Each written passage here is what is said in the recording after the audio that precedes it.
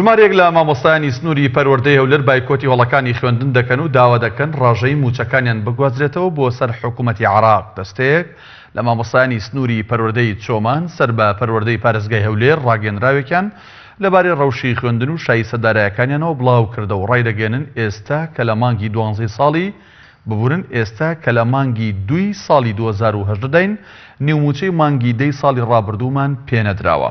ئێمە بەو ئومێدە بووین لە سەرەتای ساڵی 2018دا حکوومەت یارێم قەیرانی دروستکراوی دارایی چارەسەر بکات و ژیان و گوزەرانی مامۆستایان و فەرمانبەران باشتر بکات. بەڵام ئەو ئومێدەشمان نەما و هەڵوەری و حکوومەت یارێم بەردەوامە لەسەر بێباکی خۆی بۆ چارەسەرکردنی قەیرانەکان.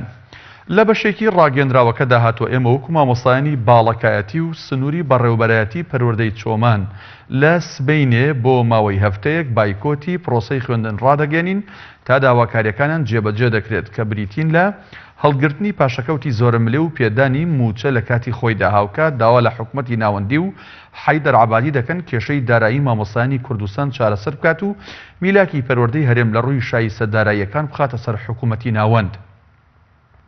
دەستەی مامۆستایانی سنووری پەروەردەی چۆمان ئاماژە بۆ ئەوەش دەکەن لە حاڵەتی وەڵام نەدانەوەی ئیجابیانی داواکاریەکانمان لە ماوەی یەک هەفتەدا ئەوە پرۆسەی خوێندن دەست پێ ناکەنەوە و بایکۆت درێژە پێدەدەن.